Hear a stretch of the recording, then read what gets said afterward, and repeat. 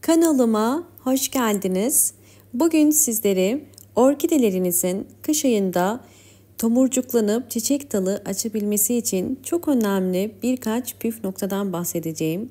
Gördüğünüz üzere orkidelerim şu anda bol bol çiçek açmaya başladılar. Bunlar sonbaharda vermiş olduğum sıvı bitki besinleri sonrasında çiçek dalı çıkaran orkidelerim ve artık tomurcukları büyüdü ve çiçek açmaya hazırlanıyor. Kış ayında orkidelerinize sıvı bitki besinleri vererek yine ilkbaharda bol bol çiçeklenmesini sağlayabilirsiniz. İlk olarak bugün pirinç kullanacağım. Pirinç özellikle içerisindeki vitaminler sayesinde orkidelerin yapraklarının ve köklerinin canlanmasına ve sağlıklı büyümesine yardımcı olur. Bu yüzden ihtiyacım olan 1 yemek kaşığı kadar pirinç kullanıyorum. Bakın bu şekilde ve üzerine alabildiği kadar su koyacağım. Sizler pilav için hazırladığınız tuzsuz pirinç suyunu da kullanabilirsiniz. Biraz karıştırıp 30 dakika bunu bekleteceğim. İkinci yönteme geçelim. İkinci yöntem için aloe vera jeli kullanacağım. Aloe vera bitkisi orkide bakımında kullandığımız çok faydalı bir bitki. Sadece orkidelerde değil, evdeki bütün çiçeklerinize gübre yaparken aloe vera suyu verebilirsiniz. Bakın içerisinde böyle bir sarı su var. Sarı su aktıktan sonra küçük dilimlere ayırıyorum.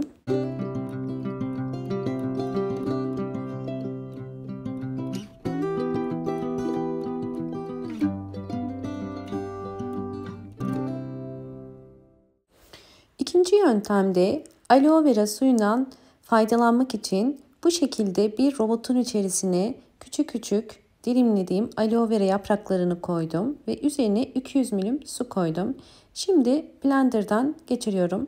Videomu eğer buraya kadar izlediyseniz ve beğendiyseniz hemen beğen tuşuna basıp kanalıma da abone değilseniz eğer bana destek olmak için abone olup zil sesini de bildirimleri erken almak için açık konuma getirebilirsiniz. Evet, robottan geçirdim. Püre haline getirdim. Burada dikkat etmeniz gereken süzmeniz. Çünkü aloe vera yapraklarının kökleri yapışmaması gerekiyor. Sadece suyunu kullanacağım.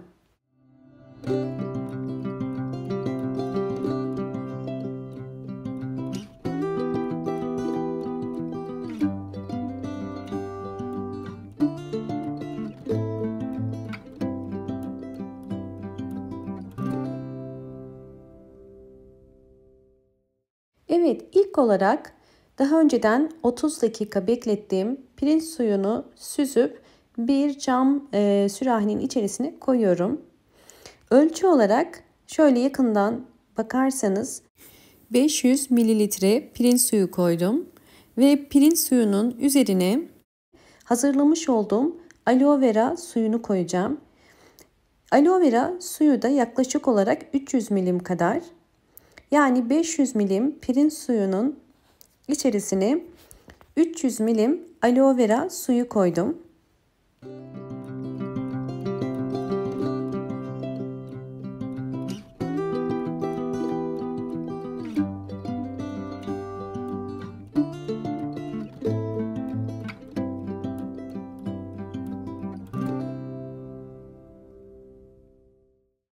Evet, ilk olarak orkidelere su ya da vitamin vermeden önce köklere bakıyoruz. Orkidenin kök rengi eğer bu şekilde beyaz ya da gri ise suya ihtiyacı var demektir. Eğer orkidenin kök rengi bu şekilde yeşil ise suya ihtiyacı yoktur. Eğer kökler bu şekilde yeşil iken su verirseniz orkideyi fazla suladığınız için köklerde çürüme, yapraklarda sararma ve çiçeklerde solma olur.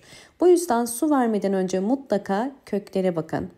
Evet, şimdi her bir saksı için hazırlamış olduğum pirinç suyu ve aloe vera suyunu bir araya getirerek 6 yemek kaşığı kadar her bir saksıya bu karışımdan veriyorum. Kesinlikle bu tarz sıvı bitki besinlerini çok sık ya da çok fazla vermeyin. Her bir saksı için 6 yemek kaşığı ideal ve bu karışımı ayda bir kere vermeniz yeterli. Özellikle bu ayda vereceğiniz karışımlar orkidelerinizin ilkbahar ayında çiçek dalı çıkarmasını kolaylaştırır. Bu tarz karışımlar sadece çiçeksiz orkidelere değil, çiçekli orkidelerinize de verebilirsiniz. Çünkü çiçekli orkidelerinde mutlaka vitaminlere ihtiyacı vardır. Gördüğünüz üzere suyun içerisinde biraz bekleyince kök rengi değişti. Gri kökler yavaş yavaş yeşil oluyor.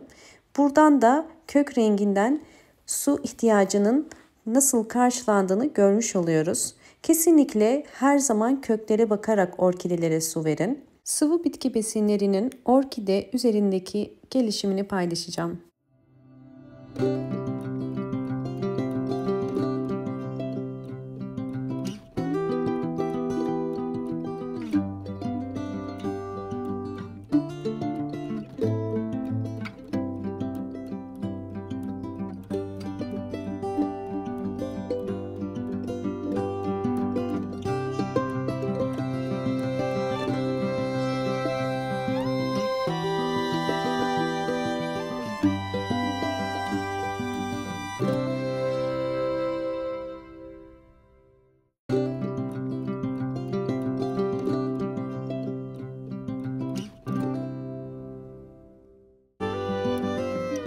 Verdiğimiz sıvı bitki besinleri orkidelerin hem yeni ve sağlıklı kökler çıkarmasını sağlar, hem de yeni çiçek dallarının çıkmasını teşvik eder.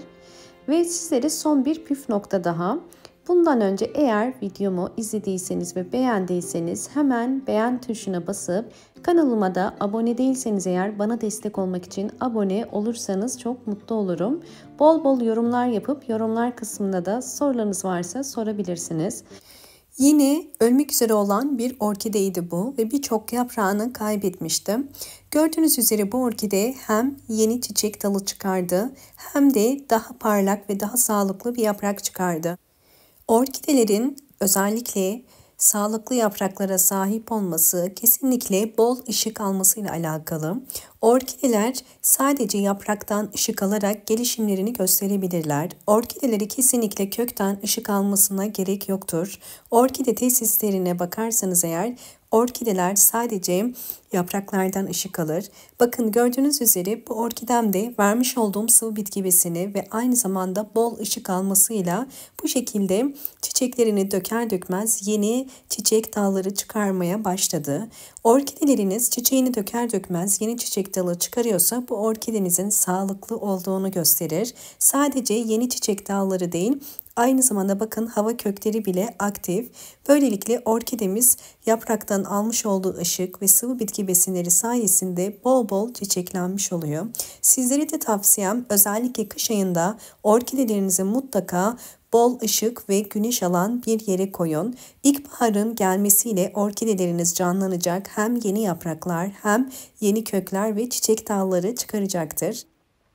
Umarım bu videom sizler için faydalı olmuştur. İzlediğiniz için teşekkür ederim. Hoşça kalın, sağlıkla kalın.